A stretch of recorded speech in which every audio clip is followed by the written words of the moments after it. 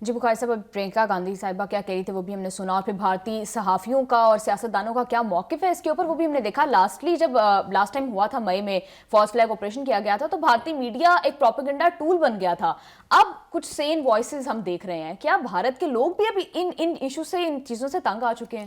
دیکھیے، اس کی بنیادی وجہ یہ ہے کہ پہلگام کا جو فالس فلیگ آپریشن تھا، اس کے بعد آپ نے دیکھا کہ دنیا بھر میں کہیں بھی بھارتی موقف کو پذیرائی نہیں ملی، جبکہ پاکستان کے موقف کو دنیا بھر میں ہر لیول کے اوپر، ہر پلیٹ فارم کے اوپر سراہا بھی گیا اور تسلیم بھی کیا گیا. ہم کیا کہہ رہے تھے؟ ہم یہ کہہ رہے تھے کہ آپ اس کی غیر جانبدارانہ انویسٹیگیشن کروا لیں، اگر ہمارا کوئی قصور نکل آئے گا تو ہم گلٹی ہیں.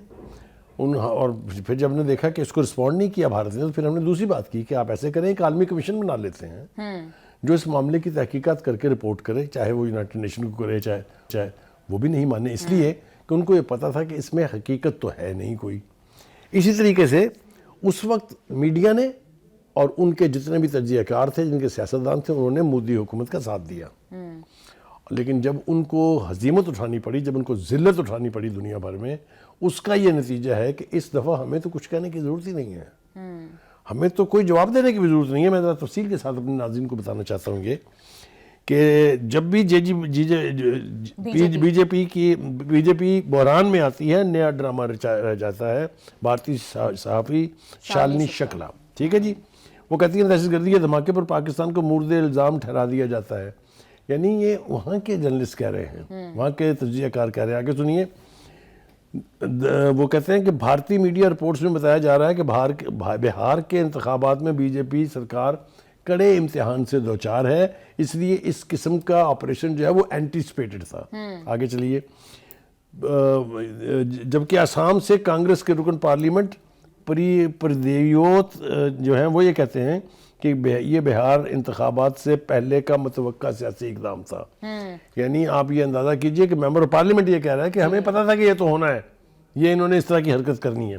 آگے چلیے جناب، جبکہ سابق آر ایس ایس رہنما یشونت شنڈے جو ہے، ان کے عدالتی حلفیہ بیان کا حوالہ بھی دوبارہ زیر بحث آیا ہے. بھارتی صحافی نے کہا کہ احتجاج کے لیے بی جے پی کی حکومت کا نئی دہلی میں شہریوں پر بم گرانا دہشت گردی ہے. یعنی اپنی حکومت کو کہہ رہے ہیں کہ یہ دہشت گردی ہے.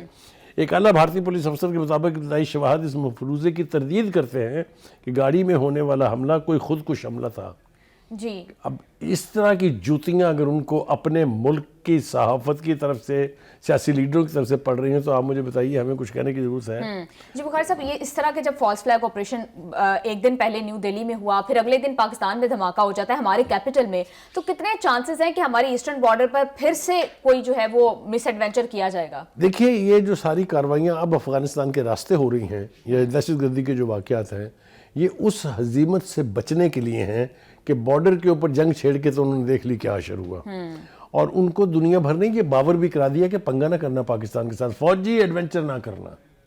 لہذا انہوں نے، آپ کو یاد ہوگا میں نے حوالہ بھی دیا آپ کو مودی کا اور اجیت دوول کا اور راجناتھ کا، کہ ہم پاکستان کو اس کے اندر یہ ہے وہ طریقہ جو انہوں نے اختیار کیا ہے کہ فنڈنگ کر کے، ٹریننگ دے کے، اسلحہ دے کے افغانوں کو پاکستان کے اندر بلیڈ کرانے کے لیے بھیجا ہے.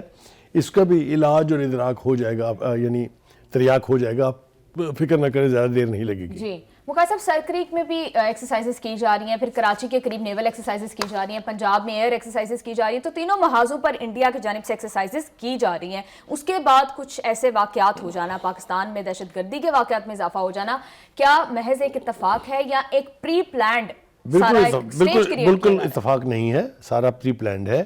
یہ اپنی عوام جو ہے ان کی، اس کی کنزمپشن کے لیے کہ دیکھیں ہم تو تیاری کر رہے ہیں، ہم لیں گے پاکستان سے بدلہ، to cool down the sentiments there جو اتنے شدید ہیں بی جے پی کی حکومت کے خلاف. ایک بات تو یہ بالکل واضح ہے. دوسری بات یہ ہے کہ میں نے پہلے بھی کہا، باقاعدہ جنگ، یعنی فوجی ایڈونچر سے ہندوستان اب باز رہے گا بڑے طویل عرصے تک. اگر کرے گا تو اپنی موت کو خود آواز دے گا، اس لیے کہ دنیا نے یہ مان لیا ہے. پریزیڈنٹ ٹرمپ کیا کہہ رہے ہیں اتنے عرصے سے؟ وہ یہی کہہ رہے ہیں نا کہ اگر میں نہ ہوتا تو تمہاری تو ہندوستان کی تو ایسی تیسی ہو گئی تھی. آپشن استعمال کرنے کا پاکستان کے پاس first right of use of nuclear weapon is with us. ٹھیک ہے، ہمارے ڈاکٹرین میں بہت کلیئرلی لکھا ہے. ایبسلیوٹلی. دوسری بات یہ ہے کہ ہمارے پاس جس قسم کے ٹیکٹیکل ویپنز ہیں، صرف ہندوستان نہیں بلکہ پوری دنیا تقریباً اس سے خوف کھاتی ہے. جی تو ہماری جنگی تیاریوں کے حوالے سے باقاعدہ جنگ کا آغاز ہونا مجھے دور دور دکھائی نہیں دیتا. وقار صاحب. اس قسم کی حرکتیں وہ کرتے رہیں گے اور ہم ان سے ڈیل بھی کرتے رہیں گے. ویری سون یو ول سی کہ فتنہ ختم ہو آپ جائے گا. بالکل ٹھیک کہہ رہے ہیں. پروگرام میں واپس آئیں گے ایک شارٹ بریک کے بعد. ہمارے ساتھ رہیے گا.